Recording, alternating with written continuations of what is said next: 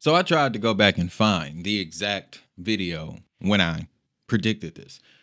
I said it so many times, so it was a bit difficult. But we knew this day would come. As you can see, native USDC is now live on the XRP ledger, ladies and gentlemen. I'm going to give you a second. Let it sink in. Get your claps out. I know a couple of other creators have touched on this, but I want to unpack it and get a deeper understanding of the potential here. Like I asked before the break, what is the next move now? Because this has raised so many questions. Me personally, I'm wondering if this is why they denied or dismissed anyone buying them, Ripple or Coinbase, because they had this plan. Would not be shocked at all if they already had this in the cards. But it's official. USDC will be making its way to the XRP ledger, and it's going to come with a number of benefits. The launch of native USDC on the XRP ledger will allow developers, institutions, and users to gain the support of the world's largest regulated stablecoin. This will include enterprise B2B payments, DeFi liquidity provisions, and financial infrastructure applications. This is my favorite part about it. This isn't USDC being adopted by the company Ripple. This is USDC Circle directly embedding the world's largest regulated stablecoin into the XRP ledger. This means that anyone who goes to build on the XRP ledger, no matter what side of the planet you live on, you can integrate USDC into any app that you're building. So when we're talking about tapping into a liquidity source, ladies and gentlemen, the XRP ledger just tapped into roughly $70 billion worth. $70 billion. And that, again, is my favorite aspect of it. So it's the developer side. So this means now that on the XRP ledger, we will begin to see similar services that we have seen be successful on networks like we just talked about, Stellar. But another very important angle that could come out of this that we talked about earlier in the week was the benefits of a stablecoin on the XRP ledger in the world of RWAs. Because one of the questions that are being raised is, how does this impact RLUSD? RLUSD was always intended to be a private offering, something Ripple would offer to its institutional clients. With Circle embedding USDC into the ledger for developers to use worldwide, USDC now becomes the people's stablecoin when it comes to interacting with the ledger. And the RLUSD becomes a private placement sort of asset. So bringing it back to the RWA league table, USDC is one of the most prominent stablecoins in the world of RWAs. Now, when we're talking other forms of stablecoin payments, like I'll show you in a moment, B2B peer-to-peer, the big green T is the one leading the charge. But in the world of RWAs, you see Ethereum, Solana, Tron, Avalanche, all of those networks primarily are moving USDC for their RWAs.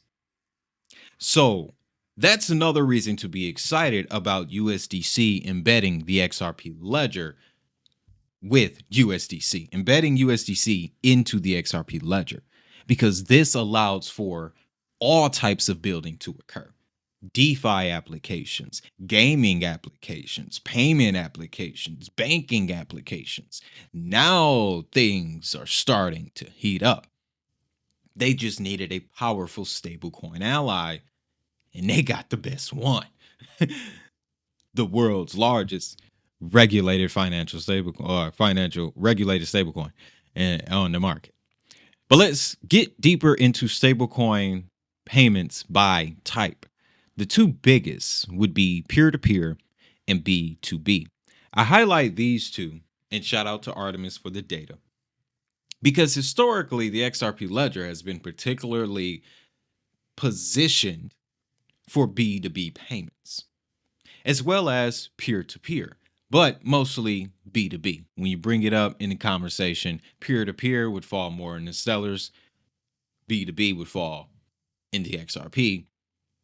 But you can see here, B2B makes up a large swath of stablecoin payments, especially over the last 2 years. And now that we know the Genius Act for stablecoins will be going to a vote on June 17th, I expect peer-to-peer numbers, B2B numbers, and even card numbers to increase dramatically because now they'll have the clarity for it. So when you look at the last 12 months, Ripple is pretty much good now with the SEC. The SEC is a completely different animal because now they're getting into DeFi and we're getting legislation around stablecoins that essentially will pave the way for US-based stablecoin issuers to thrive. By extension, US-based public networks or DLTs that support these stablecoins are also going to thrive. Last time I checked, XRP Ledger is also based in San Francisco. So there's that. But particularly for B2B and peer-to-peer payments, that's where the XRP Ledger will showcase its strength. And then I also want to show you this. Stablecoin volume by tokens in the Americas. I mentioned this too when we covered the stablecoin report and how it highlighted Tron. All right, we got to respect the data here. We got to respect the numbers. USDC only has roughly a 25% concentration in the United States. Adding the XRP ledger is going to dramatically change that number, especially if people begin to build with it. And that's the key here. This isn't just going to happen overnight. Obviously, looking at the market today, we know exterior forces are sometimes greater than the forces that we wield. But 12 months from now, or when we get back into favorable market conditions, when people come into the market and see all of the new USDC related products built on top of the XRP ledger, on top of the lineage and glorious history that XRP influencers is going to give them, yeah, what I am starting to observe is as we go through these market cycles, the velocity of price movements, that is what increases. This last run, at least according to the charts I'm looking at, started in 2023, and we are definitely at the tail end of it. We got a nice run, November 2024, pumped again, inauguration. Now we have just been wading in the water, as people always used to tell me. Well, we've been going back and forth here. I think the next cycle, it's going to take us a while to get to the next bull, but the next bull will be shorter than that. But the price movement, the velocity is going to be insane. I'm talking, we may settle 87,000, 90,000 for Bitcoin. But once it gets ready to run back to, let's say, 125, 130 this time, maybe 150, it'll happen in the span of 6 months. This last cycle took about 2 years, 24 months. I don't see that happening next time. So with that, if Bitcoin is moving at that velocity, next go round with the added benefit and the added liquidity and the added volume from these USDC based applications, the velocity of XRP's next price movement will blow your mind. That's what I'm excited about. What that price will be, I'll leave that up for you guys to decide. I'll leave that up for you guys to decide. I just know I am observing after my years in the space Each time we go into a new cycle, there is an increased velocity of price action. So if you're leaning on that, that is directly connected to the new amount of activity, applications, investment, and interest that the asset did not have the previous cycle. I'm willing to debate on that. Which brings us to the question, though. What about RLUSD? What's going to happen here? Like I said, I wouldn't put it past anyone to think that at some point this year, the conversation was had. Circle was like, what if we just bought another one? Why would we buy another one? I don't know. Maybe we need to expand. We are the largest stablecoin, regulated stablecoin. True. But what about RLUSD? Ripple, we're kind of working with them. I think we have another route. That's how I feel the conversation went. So when you look into what all the early conversation was around RLUSD, the whole intention was for it to be an institutional offering, was for it to be private. This was never meant to be a publicly used stablecoin. Kudos to Uphold for offering it to their customers and giving 5% yield.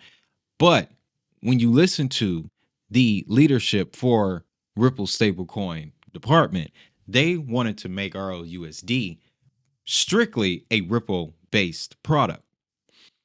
All the more reason why I said it's important that USDC decided to embed this into the ledger.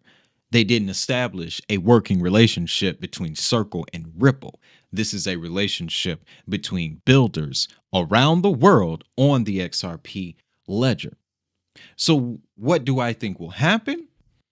Not much, because that's the key. Ripple now has their own private stablecoin to be used within their own ecosystem amongst their business partners.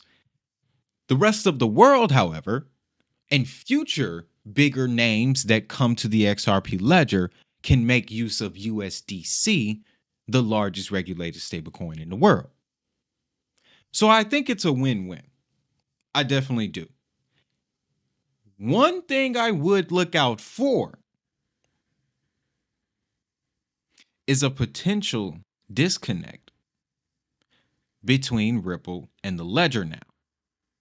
Because keep in mind, most of Ripple's RLUSD is on Ethereum. Most of it is. If another big name comes along and builds on the XRP ledger using USDC, 5 years from now, what is it going to look like? Genuinely.